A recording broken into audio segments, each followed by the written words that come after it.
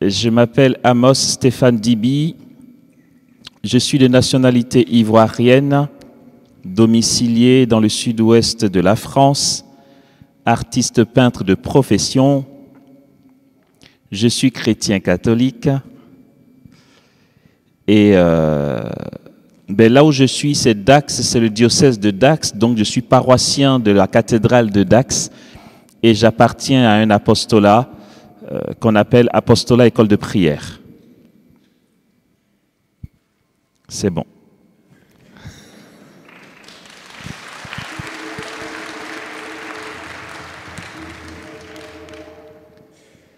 Merci à Jésus pour ce moment qu'il permet, qu'il nous donne dans sa bonté, dans sa souveraineté, dans son autorité.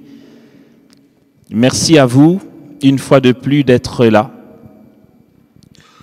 Et je tiens aussi à dire merci à lui et à Germaine, que j'ai rencontré la première fois à un rassemblement dans Paris, je ne sais plus, à Rony ou à Choisy-le-Roi. Merci.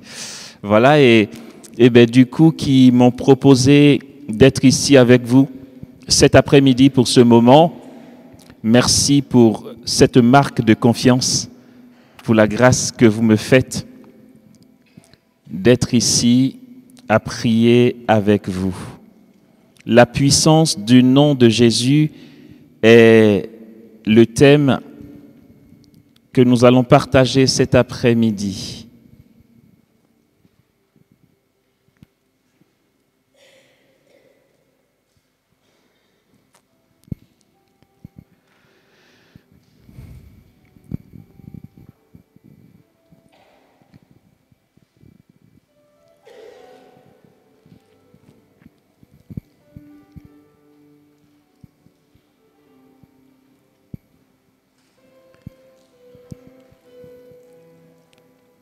Est-ce que vous allez bien?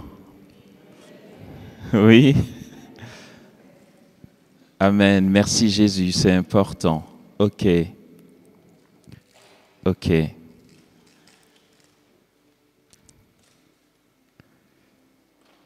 D'accord.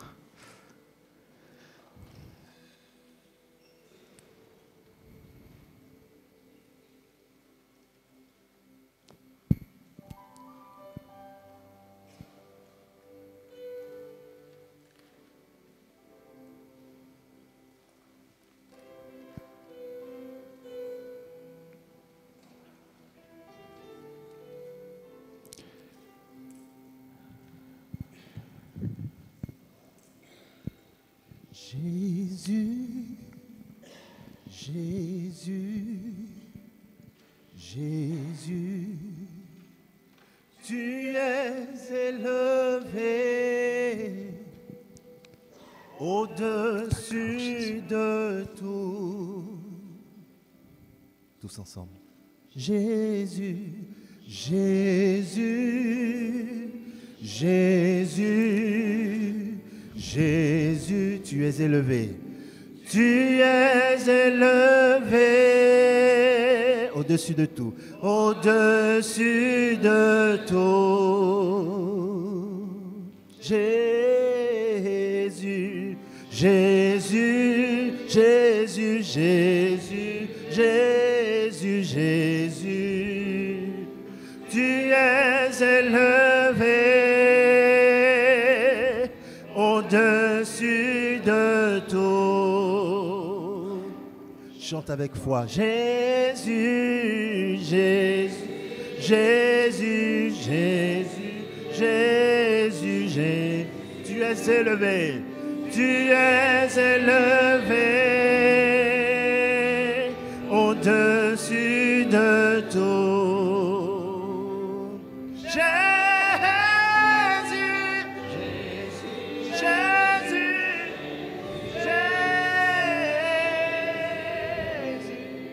tu es élevé au-dessus de tout. Jésus, Jésus, Jésus, Jésus, Jésus,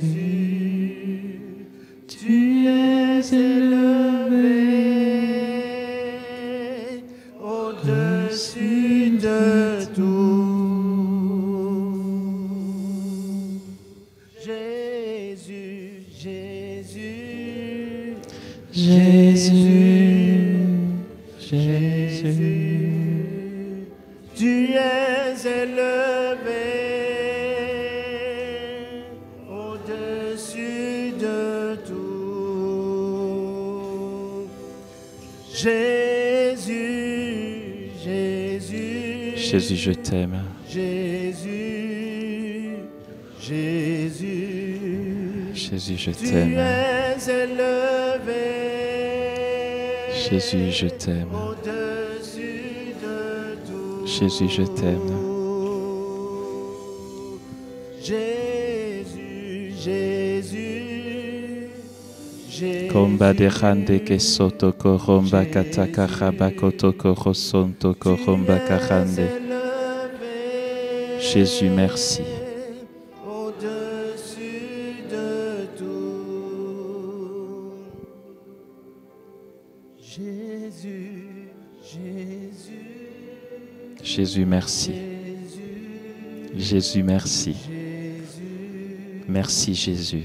Tu es élevé Ok. au-dessus de tout. Alléluia. Ok.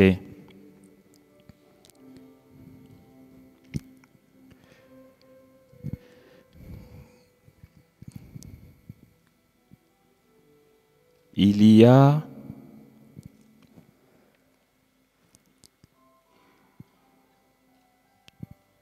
une réalité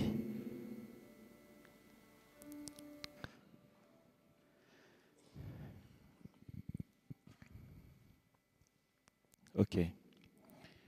Il y a une réalité qu'il va falloir que nous intégrions et dont il va falloir que nous fassions non pas une habitude, mais un habitus. Voilà, les embrouilles commencent déjà. Non pas une habitude, mais un habitus, ok? Les deux mots viennent de la même racine. L'habitude est d'ordre quantitatif. L'habitus est d'ordre qualitatif. Ok? Ça va à peu près ou? Bon, là vous vous dites, ok, lui tu as invité qui là? Il vient nous embrouiller ou quoi? Non, ce n'est pas mon but de nous embrouiller, mais c'est important. En théologie, l'habitus c'est quoi? On ne va pas dire j'ai pris l'habitude de prier. Si quelqu'un dit j'ai pris l'habitude de prier, ça suppose qu'il est dans un savoir-faire et qu'il puise ses temps de prière, les temps de prière qu'il a expérimentés de ses propres forces.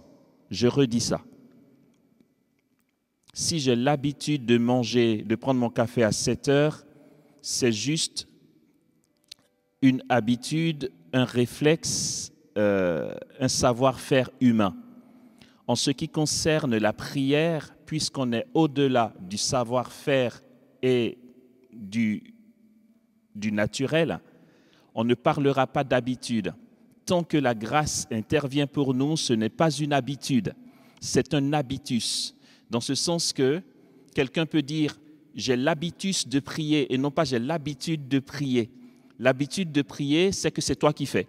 Tu sais faire, tu es doué, tu es docteur en prière, quoi, tu vois. Là, c'est une habitude. Le chrétien va plutôt dire « j'ai eu la grâce de prier depuis longtemps et j'ai la grâce de prier tous les jours à 7 heures ». Voilà. C'est une autre manière de parler d'habitus. D'accord? OK. Donc, ceci dit, je continue. Il y a une réalité dont il nous faut faire un habitus. D'accord? C'est quoi cette réalité? C'est que, en fait, Dieu est là et il est présent, je pense qu'on le sait tous, et qu'il nous environne de toutes parts. Les orientaux parleront, parlant du Saint-Esprit, ils diront « Toi qui es partout présent et qui remplis tout ». Nous sommes environnés de toutes parts par Dieu, par sa présence et par sa gloire.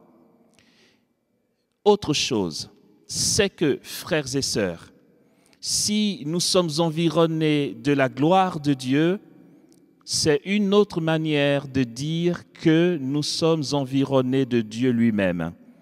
Parce que, contrairement à ce que nous pouvons croire, Dieu ne nous donne pas sa gloire. Comme si j'avais une balle de tennis en main que je te donnais. Cela ferait qu'il y ait la balle de tennis d'une part et moi d'autre part. À ce moment-là, je te donnerai ma balle de tennis et moi je serai encore ici. Si Dieu nous donne sa gloire, ce n'est pas le Dieu de Jésus-Christ que nous adorons. Voyez, c'est vrai qu'on a l'habitude d'entendre « Seigneur, donne-nous ta gloire », c'est pas grave. Mais la réalité est autre.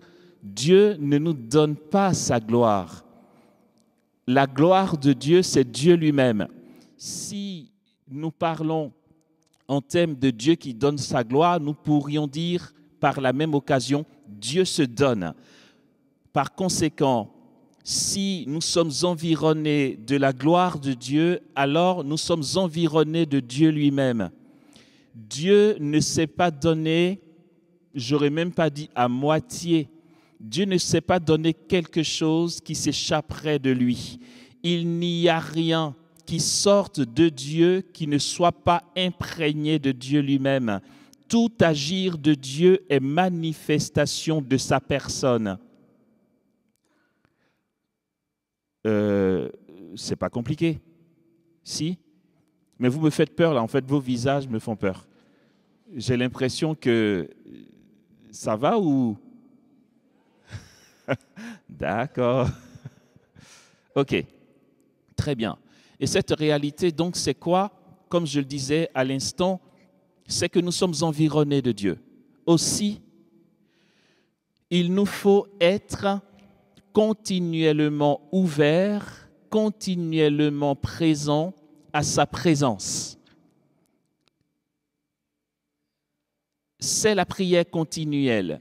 L'apôtre Paul dit « Priez sans cesse. Ne vous enivrez pas de vin, on n'y trouve que libertinage, mais cherchez dans l'esprit votre plénitude. » Il dit « Priez sans cesse ».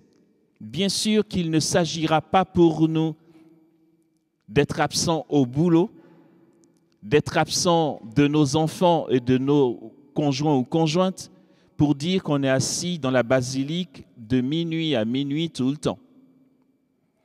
La prière continuelle, c'est être présent à la présence de Dieu dans tout ce que nous faisons, au bureau, à la maison, à la réunion, à la messe, évidemment, que nous soyons en Dieu. Vous allez voir pourquoi je dis ça, c'est super important, frères et sœurs. Pardon, ce n'est pas encore le début de l'enseignement, hein, c'est juste, voilà. Vous allez voir pourquoi je dis ça, frères et sœurs. C'est que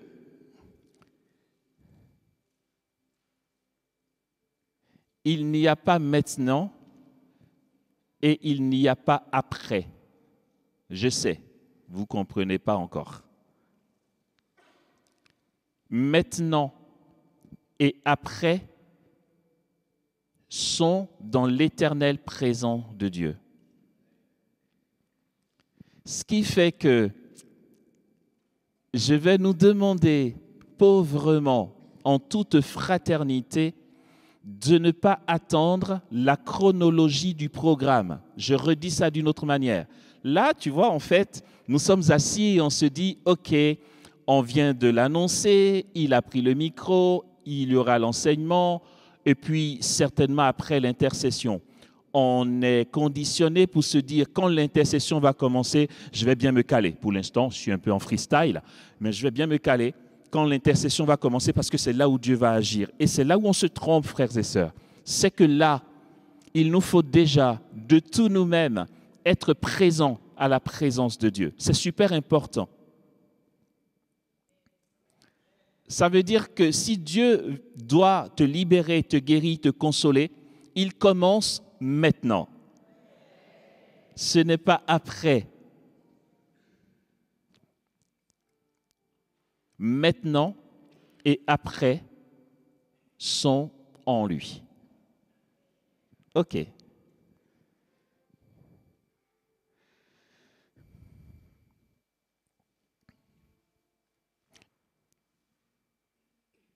Supposons que Jésus veuille agir là maintenant. On est open ou pas spécialement? D'accord. D'accord.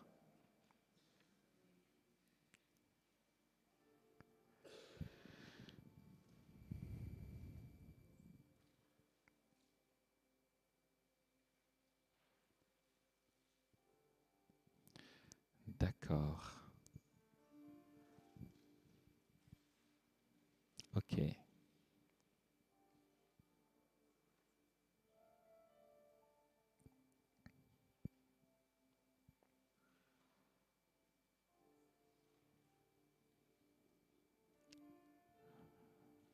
D'accord, Jésus.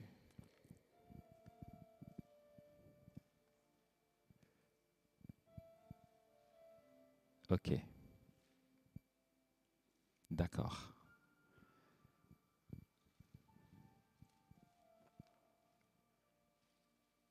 Il nous aime tellement.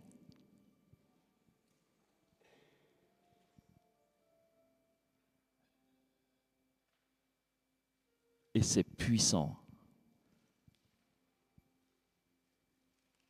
Waouh. D'accord. Euh,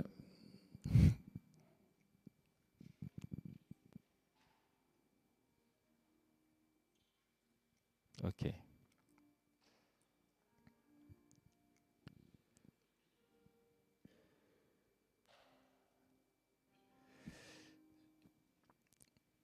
Permettez-moi là juste un petit briefing parce que là, de but en blanc, si on fonce tout droit, peut-être qu'on ne sera pas totalement disposé à vivre ce que Jésus veut faire là maintenant.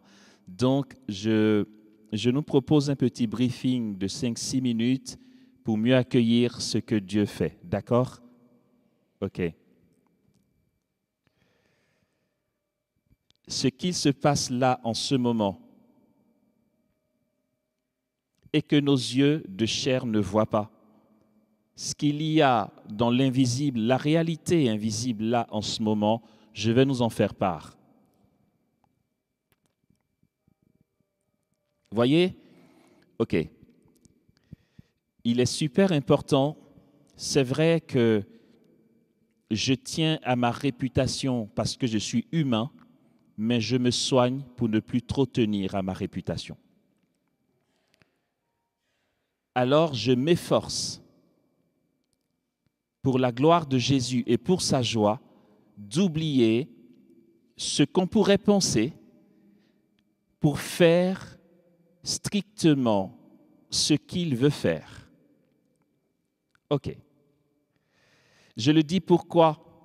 Afin que dans ce qui va suivre, vous ne vous posiez pas de questions négatives. C'est normal qu'on se pose des questions. Mais je vais m'efforcer dans sa présence, en toute transparence, dans sa présence, de dire ce qu'il veut que je nous dise. OK. quoique ça puisse paraître curieux, je ne me laisse pas le choix que d'être canal de ce que Jésus présent ici veut. J'arrête de tergiverser. La réalité invisible qui se produit là maintenant, c'est quoi? C'est que voyez celui-là devant vous, je nous l'accorde. Côté design, c'est pas trop top, mais celui-là devant vous ici, et parce que je suis ici, d'une part, et que d'autre part, je suis baptisé, je l'ai dit, je suis catholique, baptisé. À l'occasion, vous pourrez vérifier mon carnet de baptême si vous y tenez. Je suis baptisé. Et là, en ce moment, or par le baptême, la triple onction du Christ repose sur moi. C'est quoi cette triple onction du Christ? C'est d'être prêtre, prophète et roi. Si tu veux, vas-y, mets sur Facebook. Tu sais quoi? Amos Stéphane Dibi est prêtre, prophète et roi. Pas de souci. Si tu es baptisé, c'est pareil. Donc, je suis un prophète. Non, mais ne pas dire ça, c'est vraiment bafouer la gloire que Dieu nous donne par le baptême. Ok, je redis ça. Amos Stéphane Dibi, en votre présence, c'est un prophète. Tu peux le dire à tes voisins au quartier, pas de souci. Je t'en donne la permission. Ok. Je suis baptisé par cette triple onction du Christ qui est d'être prêtre, prophète et roi. L'Église va nous apprendre que le royaume des cieux, j'en parlerai un petit peu plus, est en nous, au milieu de nous. Lorsque Jésus commence son ministère public, il dit ceci: convertissez-vous et croyez en l'Évangile, car le royaume des cieux s'est approché. C'est quoi ce royaume des cieux? Nous en parlerons. Ce royaume des cieux est ici et me saisit en ce moment.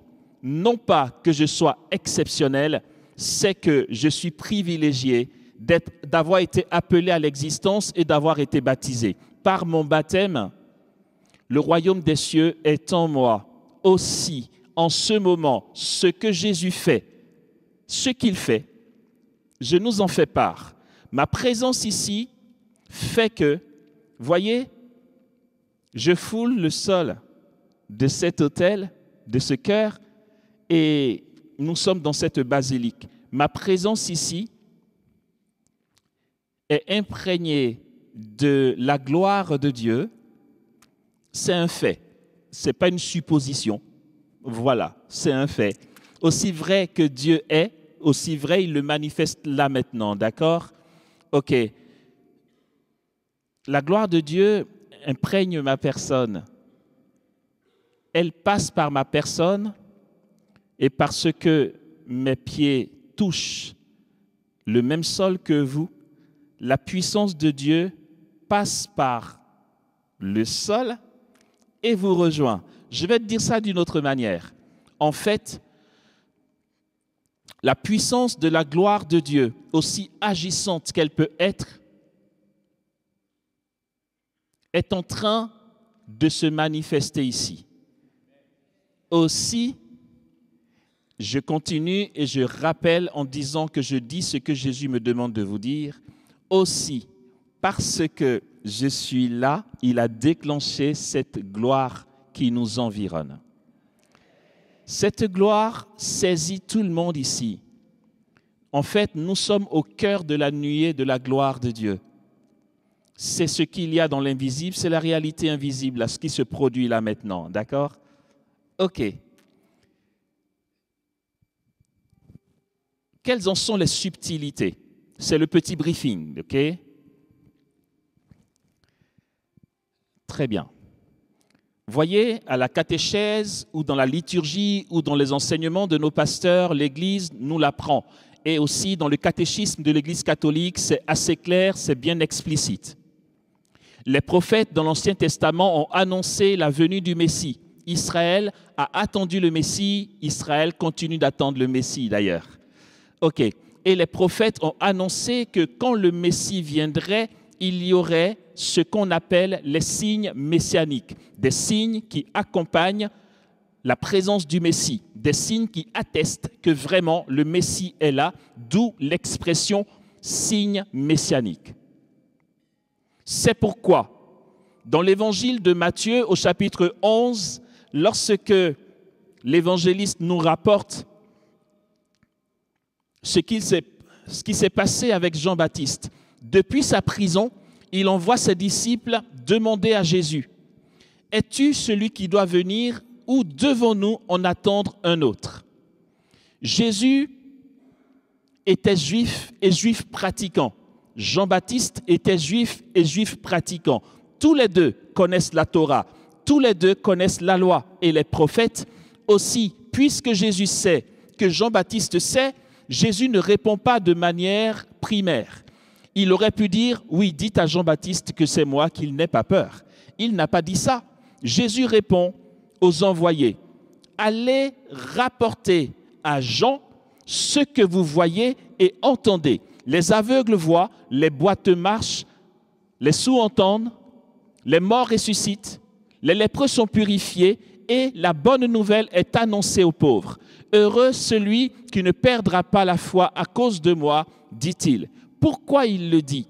En fait, en le disant, il est juste en train de dire « Je suis le Messie ». Parce que quand le Messie est là, c'est seulement quand le Messie est là qu'il y a ces signes-là. Donc, rapportez à Jean que les signes sont là. Si toutefois il se dit « Est-ce que je ne me suis pas trompé? Est-ce que je ne me suis pas trop vite avancé pour le désigner comme l'agneau de Dieu ?» Que de dire « C'est moi, bien sûr, ne doute pas, c'est moi ».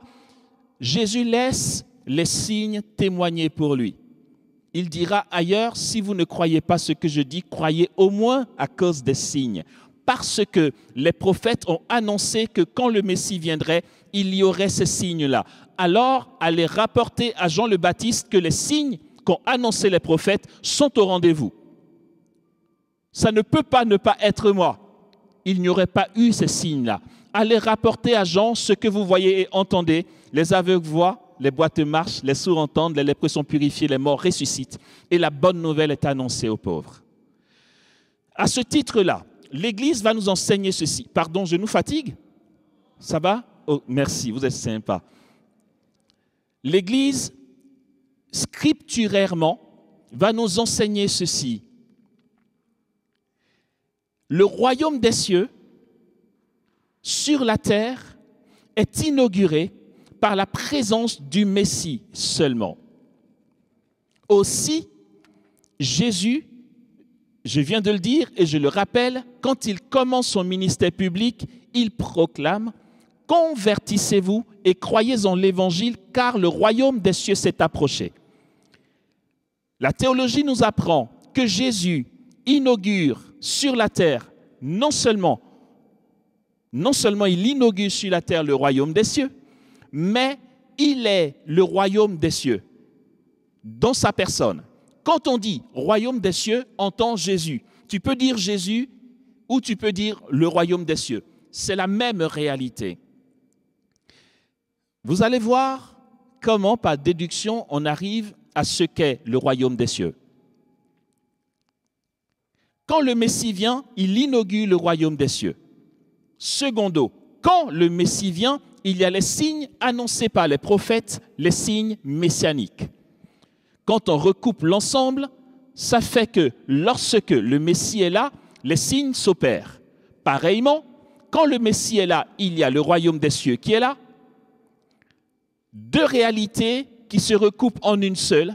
Le royaume des cieux inauguré par le Messie est un royaume qui déploie des signes de puissance et de guérison tels que Jésus l'annonce. C'est pourquoi l'Église va nous dire ceci. Je m'efforce de dire ce que dit le catéchisme de l'Église catholique.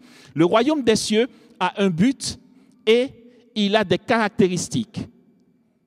Royaume des cieux, le but du royaume des cieux inauguré par le Messie a un but, il y a le pourquoi de ce royaume des cieux et il y a ce qui caractérise.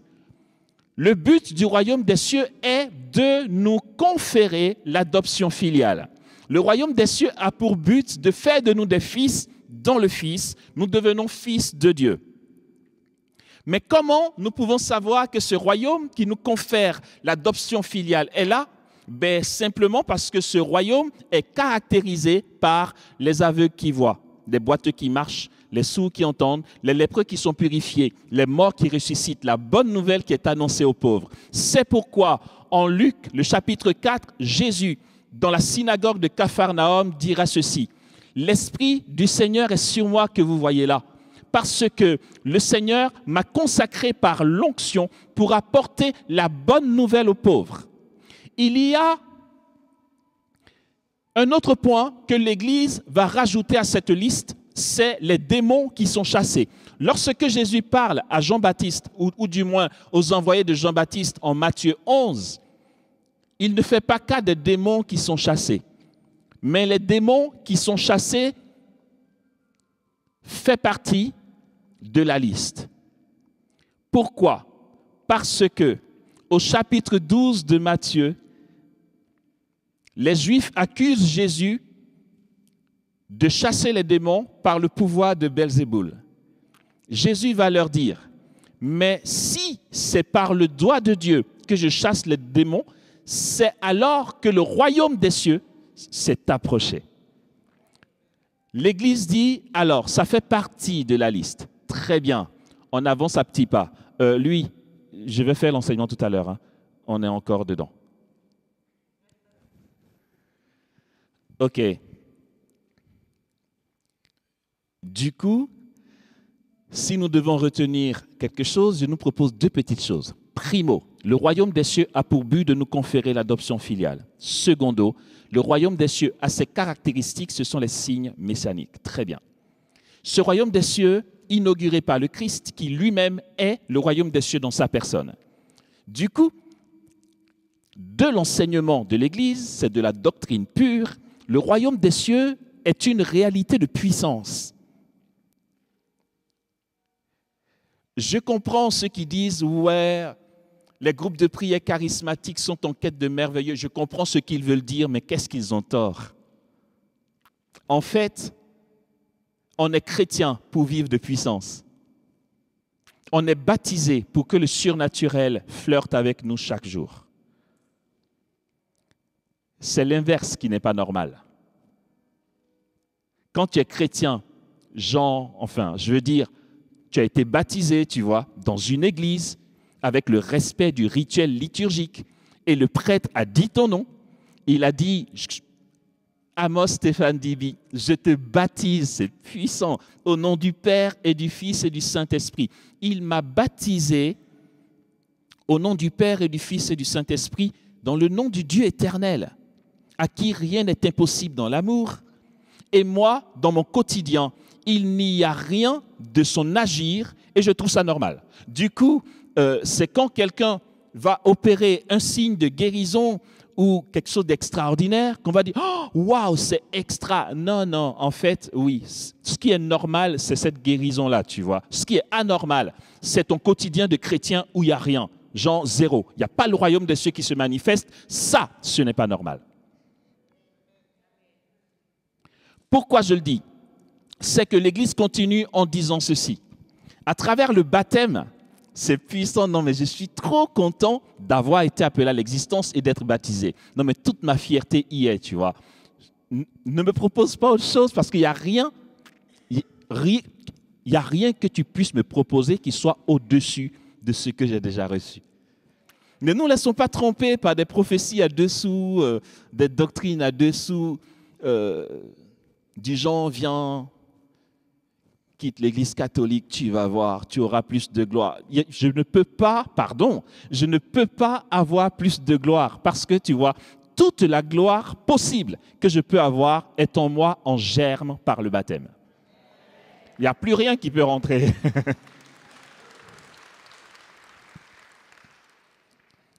L'apôtre Paul parle du baptême quand il dit « Béni soit Dieu le Père de notre Seigneur Jésus-Christ ».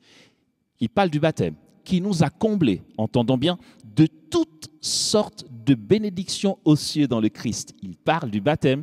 Qu'est-ce que tu veux me dire d'autre? Jean, je viens t'annoncer, Amos, que dans 3 jours, ta vie va changer, tu auras un truc énorme. Il n'y a plus rien de plus énorme que j'ai déjà reçu.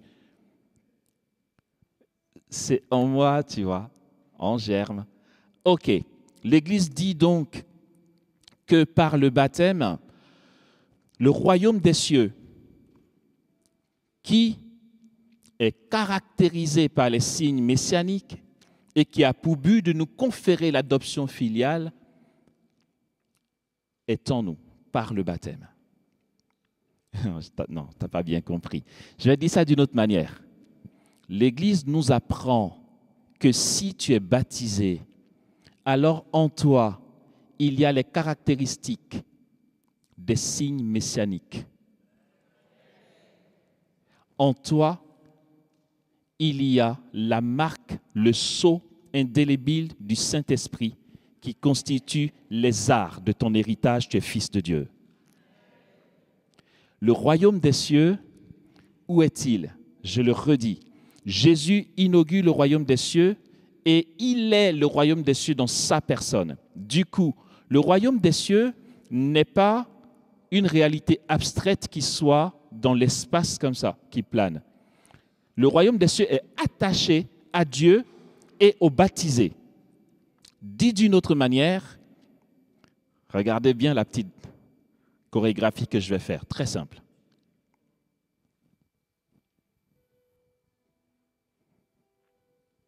J'ai fait un petit tour. Le royaume des cieux vient de faire un petit tour. Nous sommes, le royaume des cieux est en nous. Quand le chrétien bouge, il bouge avec le royaume des cieux. Quand tu es dans le métro est rempli du royaume des cieux. Quand tu es au bureau, c'est pareil.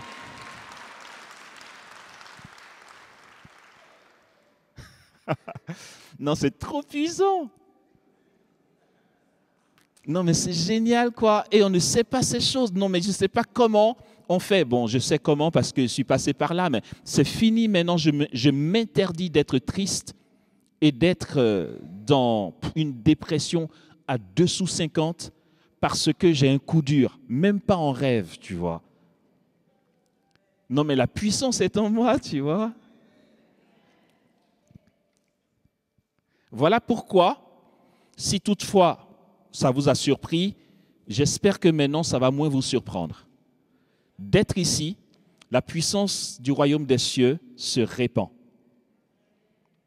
Vous savez, chez les Juifs, il y a ce qu'on va appeler les tzitzit.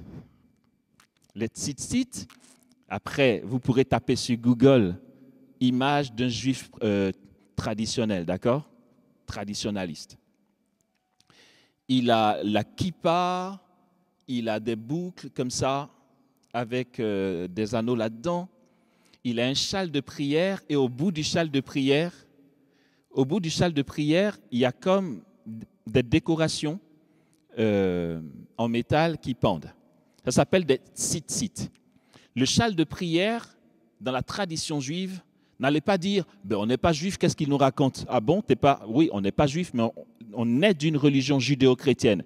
Je le redis, Jésus était juif et juif pratiquant. La Sainte Vierge aussi. Donc si tu as un problème avec ça, arrête de les prier.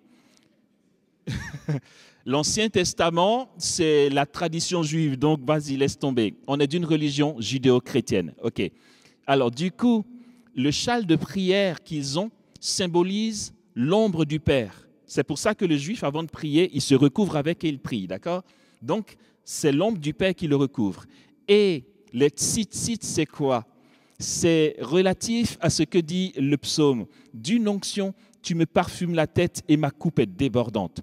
Le tzitzit va être le prolongement de la personne. Quand quelqu'un est oint en Israël, les rois et les prophètes, le juif est très au fait que celui qui est oint déborde de l'onction, au point que ça ne va pas seulement être sa physionomie charnelle qui va être saisie, jusque dans ses vêtements, l'onction que porte son corps transparaît. C'est de là que vient la tradition des reliques. On va dire ça, c'est le chapeau du pape Jean-Paul II, et tout le monde dit oh, j'ai le chapeau de Jean-Paul II, mais ce n'est qu'un chapeau. Mais oui, c'est lui qui l'a porté. Donc on croit que sa grâce a débordé.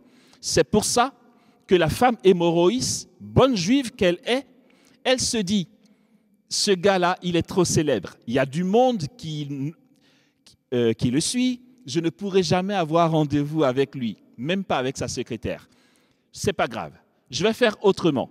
Comme je sais que l'onction qui est sur lui transparaît jusque dans ses vêtements, je vais juste toucher le pan de son vêtement et je serai guéri. Voici d'où ça lui vient. Elle touche et elle est guérie. Jésus dit, wow, les gars, un truc s'est passé là. On connaît l'histoire, d'accord? OK. Ce qui fait que,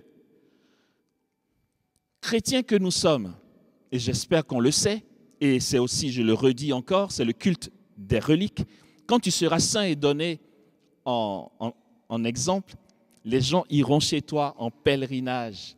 Ils vont vouloir voir le lit où tu as dormi. Et toi, du haut du ciel, tu vas dire, non mais qu'est-ce qu'ils font? Ce n'était que mon lit. Ouais, mais attends, c'était ton lit, mais vu qui tu étais, ton lit est plein d'onction. Pourquoi on va dans les lieux de pèlerinage? Pourquoi on va à San Giovanni Rotondo où était Padre Pio? Parce que nous croyons, Dieu comme fait, que les objets qu'il a touchés sont imprégnés de cette grâce. D'accord? Qu'est-ce qu'il est bavard, ce gars? Allez, avançons. Vous savez, une fois, en Côte d'Ivoire, on avait été invité par le groupe du Renouveau charismatique d'une paroisse d'Abidjan qu'on appelle Notre-Dame du Perpétuel Secours, dans une commune appelée Trècheville, une commune d'Abidjan qu'on appelle Trècheville. C'était une veillée. Il y avait 3 ou 4 prédicateurs. J'en faisais partie. J'avais 1h15 pour parler et prier. Et puis, à la fin de la prédication, Jésus m'a dit, écoute Amos, j'aimerais guérir mes enfants. Je dis, d'accord. Sauf que, comme j'avais un peu beaucoup parlé, il ne restait pas beaucoup de temps. Il y avait à peu près 900 à 1000 personnes ce soir-là. Comment faire dans les 10 minutes qui restent pour qu'il y ait autant de guérison? Mais Jésus dit qu'il veut faire. Alors, s'il veut faire, il saura comment faire. Il m'indique un geste prophétique. Et c'est Jésus qui me dit ça. Comment Jésus lui dit? C'est une autre paire de manches. Jésus dit, vu le temps qui nous est imparti, je te propose ceci, Amos. J'ai dit, OK, Jésus, vas-y, balance. Il dit, tu vas poser ta main au sol et ceux qui voudront guérir pourront accueillir la guérison parce que quand tu vas poser ta main par terre, la grâce de guérison va passer par le sol et va rejoindre les malades. Je l'ai annoncé à l'Assemblée. Et puis on a fait ça. Je leur ai dit, je vais poser ma main par terre et vous serez guéris pour ceux qui veulent guérir. C'est ce que j'ai fait. Et il y a eu des guérisons instantanées, pour ne compter que les guérisons instantanées, parce que Jésus guérit instantanément, mais il guérit aussi par processus de guérison. D'accord? Pour ne compter que les guérisons instantanées, il y en avait, je n'exagère pas, une bonne 60aine. Les gens sont venus témoigner. C'était une veillée pour toute la nuit. J'ai fini, je suis parti. On était vendredi, c'était la nuit de vendredi à samedi. Ce qui était prévu, c'est que la semaine d'après, le mardi, on repartait dans cette même commune, invité par un autre groupe, une communauté nouvelle, mais pas dans la même église, dans une salle communale, mais dans la même commune. Et là, c'était un public relativement peu nombreux. Il y avait 80, une petite centaine de personnes. Donc, ils m'ont demandé un enseignement. Moi, j'y vais, je me dis, allez, on fait l'enseignement et puis on rentre, quoi. On ne se prend pas la tête. J'y vais, j'ai fait l'enseignement. Après l'enseignement, Jésus dit, Amos, j'aimerais guérir. J'ai dit, d'accord. Il me dit, on remet ça. Quoi? Tu poses ta main par terre. Encore? D'accord, si tu le dis. Donc, j'annonce à l'Assemblée que Jésus veut guérir et que je vais poser ma main par terre et qu'ils seront guéris. C'est ce qu'on fait. Et il y a des guérisons instantanées. Et les gens viennent témoigner. C'est trop chou cette histoire. Ceux qui sont guéris viennent témoigner. Tous ne peuvent pas témoigner parce qu'il y a un certain nombre. On prend quelques personnes. Il y a eu 5 ou 6 témoignages et puis il fallait qu'on conclue. Donc j'étais en train de conclure et l'assemblée me dit « Mais on veut entendre la petite, la petite. » Je dis « Quelle petite ?» Ils font ça. Je regarde, il y avait un pitchoun. Petite fille, 5 ans, 5 ans et demi, enfin par là, quoi. Je lui dis « Tu es guérie ?»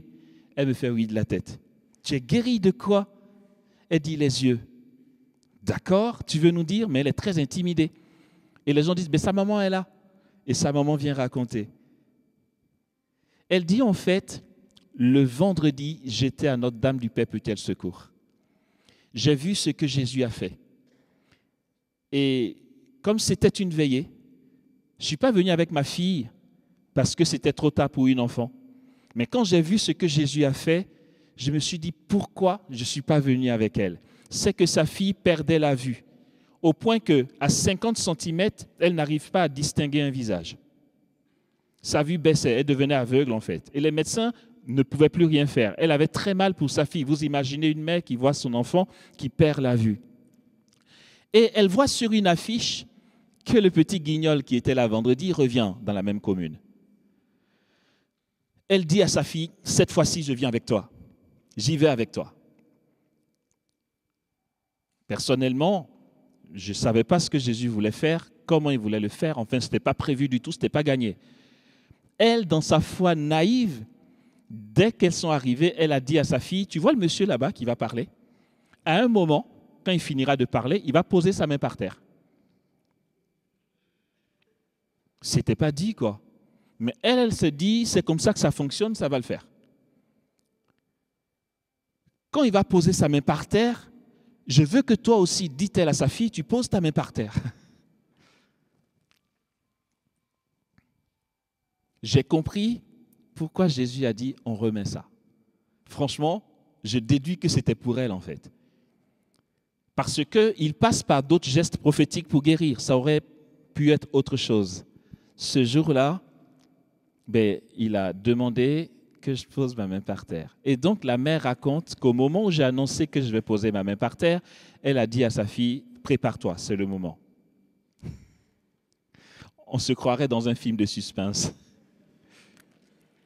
Mais la petite fille de 5 ans n'y comprend pas grand-chose. Mais la mère veut tellement que ça marche qu'elle dit à sa fille, attention, il est en train de se baisser, pose ta main en même temps que lui par terre.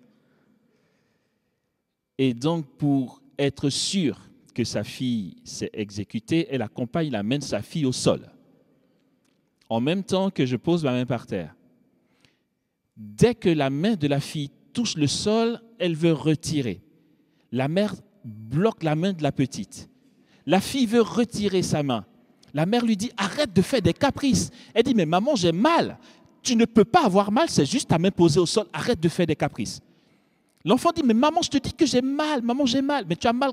Comment tu peux avoir mal? Maman, j'ai mal aux yeux. Tu as mal aux yeux. Mais instantanément, elle dit, dès que sa main a touché le sol, elle regarde sa fille et les larmes coulent. Maman, j'ai très mal dans les yeux, j'ai très mal dans les yeux. Et les larmes coulent. Et d'un coup, la fille qui dit, oh, maman, je te vois, maman, je te vois. C'était sa guérison. C'était magnifique.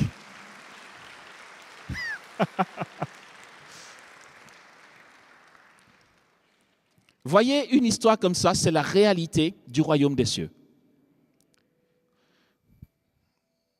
L'avenir appartient à Dieu seul, mais peut-être qu'un jour, on aura l'occasion de parler de comment s'abîmer dans la prière pour faire grandir ce qui est semé en nous en germe. Ça, c'est la puissance du royaume des cieux, frères et sœurs. D'accord? Et cette puissance du royaume des cieux est ici.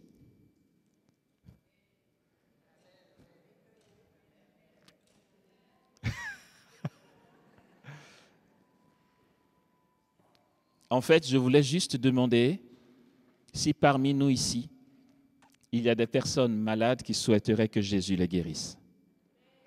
Oui? Faites signe, on va voir. D'accord. OK.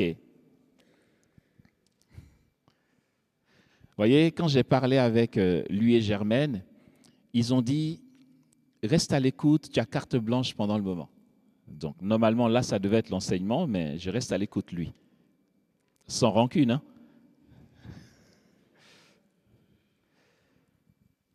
OK.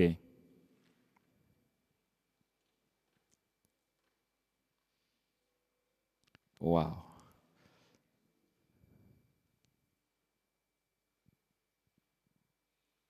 OK.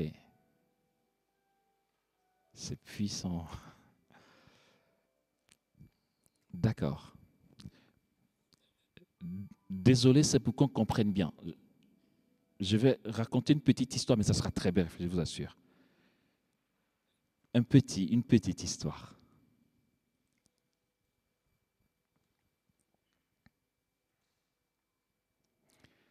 Pauline, tu vois qui est Delphine? J'aime bien comme ça, parce qu'il y a Pauline, il y a Marianne, il y a Cyril, c'est les frères et sœurs de l'apostolat, école de prière, qui étaient là, donc témoins oculaires de ce que je vais raconter maintenant. Nous avons eu une journée école de prière à la cathédrale de Créteil, c'était, je ne sais plus quelle année. Je ne sais plus. 2017, 2018, enfin, un truc du genre. C'était juste une journée de formation, hein. Il n'y avait pas de prière charismatique, c'est une journée de formation. En fait, c'est de la parlotte de 9 h jusqu'à 18 h. Formation à la prière. On conclut par des Ave Maria et on se sépare, quoi. Le truc, mais super bateau. La journée a lieu et puis à la fin, vers 18 h, ben, après les questions-réponses, il s'est agi donc de conclure par une petite prière. Quand je fais le signe de croix, Jésus me met à cœur, écoute, parce que le thème là de la journée, c'était sur la foi. Jésus dit, on a parlé de la foi, ben, on va faire une petite démonstration de foi, je veux guérir mes enfants. D'accord. Ce coup-ci, il ne s'agissait pas de poser la main par terre. Non mais j'aime trop Jésus, il manque pas d'idées, il a plein d'idées. Il est comme un artiste, vous voyez. Moi, je suis artiste peintre. Au passage, il n'y a pas meilleur boulot que d'être artiste peintre, mais je ferme la parenthèse. Jésus dit, si quelqu'un veut guérir, il n'aura qu'à venir te toucher. Il te touche et il sera guéri. Je l'annonce donc aux fidèles qui sont là. Et comme tout à l'heure, j'ai demandé si certains étaient malades et souhaitaient guérir. Les personnes se sont manifestées. Et donc, j'ai dit, si vous voulez guérir, c'est très simple. Il va juste falloir venir me toucher. Mais comme il y avait à peu près 200 personnes et qu'il était déjà 18 heures, ça allait faire plus long. Je me suis associé les frères et sœurs de l'équipe d'école de prière. On s'est pris la main pour que la grâce se communique. Et puis, on s'est alignés comme ça. Et on a invité ceux qui veulent guérir à venir nous toucher. Juste toucher. C'est ce qui s'est fait. Ce qu'il est important de savoir, c'est que pendant la journée de formation, il y avait une dame. Je peux la nommer parce qu'elle a témoigné elle-même à Paris il n'y a pas longtemps. Delphine.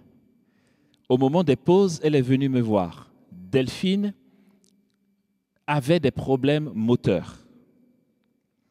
Elle a eu un accident très grave et elle ne contrôlait plus ses mouvements. Quand elle est seule, elle peine à avancer. Je ne vais pas mimer comment elle était, ça peut être mal vu, mais elle était très mal en point. Elle avait tellement du mal à avancer que pendant les messes du week-end, ses connaissances la portaient pour l'accompagner, pour lui faciliter le mouvement vers la communion. Paroissienne de la cathédrale de Créteil, elle ne débarque pas de nulle part où on va dire « mais qui est cette dame ?» On la connaît. Un peu comme dans les Actes des Apôtres, on le reconnaissait, c'était bien le mendiant à la belle porte qui mendiait. On le connaît, il est là, on sait qu'il ne marche pas. Delphine était connue. On sait qu'elle ne peut pas se déplacer. Et donc, ceux qui veulent guérir posent cet acte de foi, nous touchent comme Jésus l'a dit, et retournent à leur place. Et il y a des guérisons, plusieurs guérisons. Les personnes guéries se manifestent et viennent témoigner. Et pendant qu'on écoute les témoignages, on entend des hurlements. Il se passe quoi? Quand on lève la tête, c'est Delphine qui se lève et qui s'avance de pied ferme, assuré, Jésus venait de la guérir complètement. Waouh! Alors là, j'étais, non, sérieux, Jésus, t'as pas fait ça, t'as fait ça? Mais parfois, je sais, je crois en Jésus par la foi, mais parfois il fait des choses tellement énormes que j'ai dit, attends, tu existes vraiment en fait. Non, mais c'est dingue. Elle a été guérie et quelques semaines plus tard, la cathédrale organise un pèlerinage à Lourdes. Son évêque la connaissait bien, il sait qu'il y a Delphine, la dame très mal en point. À Lourdes, elle va voir l'évêque, elle dit « Bonjour Monseigneur ». Il dit « Bonjour ». Delphine? C'est bien moi. Ben, il s'est passé quoi? En fait, elle n'a pas dit ça comme ça c'est mon interprétation. Le royaume des cieux est passé par là. Et sa puissance m'a restauré. C'était puissant, c'est trop beau. Je raconte cette histoire parce que nous rejoignons ce que nous avons commencé à dire. Le royaume des cieux est ici.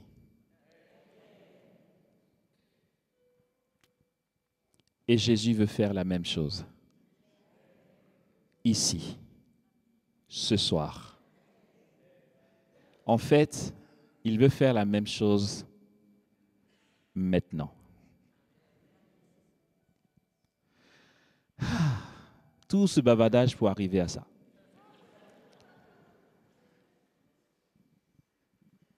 Ça nous dit ou pas? Bon, après, je ne sais pas, ne vous sentez pas obligé. Hein. Le baptême est une grâce de liberté. Ça nous dit? D'accord.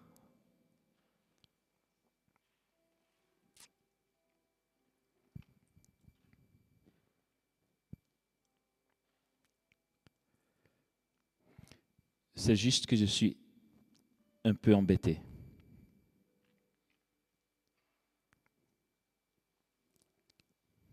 Ouais, je suis un peu embêté.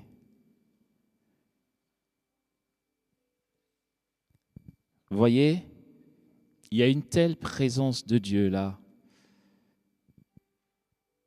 une telle puissance agissante de Dieu là, que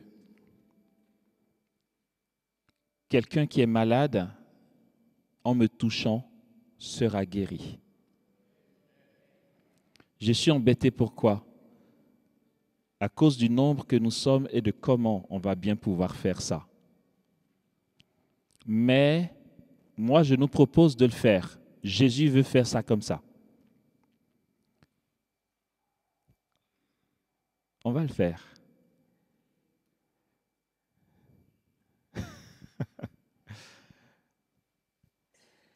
Ok. Je prophétise encore. Voici ce qu'il va se passer. Waouh. En venant, dans le but de me toucher, tel que Jésus le veut, franchement, oubliez ma personne parce que c'est horrible pour moi de dire ça, mais c'est ce que Jésus veut. On va rentrer là-dedans. En venant, pour me toucher, certaines personnes s'étant mises debout, avant même de faire le premier pas, vont sentir une chaleur dans leur corps. En fait, l'intention et la mise en route va déclencher la guérison pour certaines personnes. D'autres encore seront en train de guérir en arrivant. Certains vont sentir une chaleur dès le contact. Cette chaleur sera l'agir de Dieu dans nos endroits malades. Il y a une autre catégorie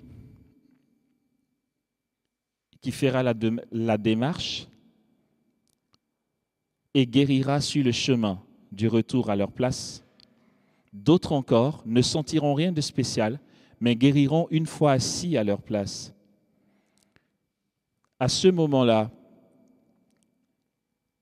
l'action divine va s'opérer de la manière suivante.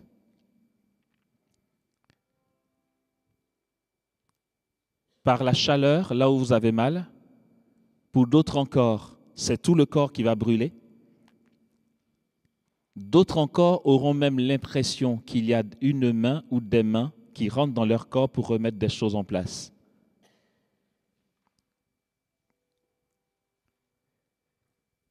Et je le redis, une autre catégorie ne sentira rien de spécial, mais pourtant la guérison sera accordée.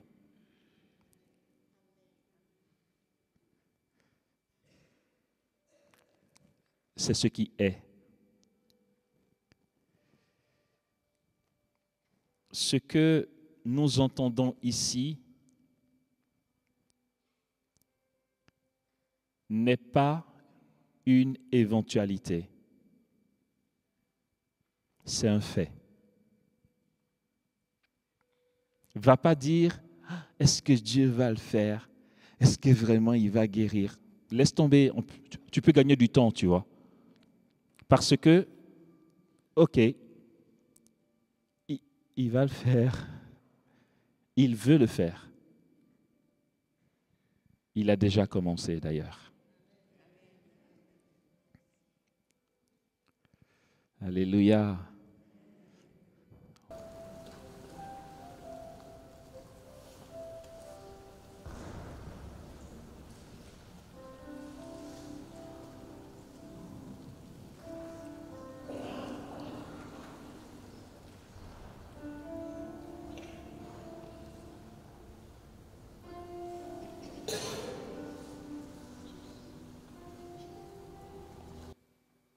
Gloire au Père et au Fils et au Saint-Esprit, comme il était au commencement, maintenant et toujours, et dans les siècles et les siècles.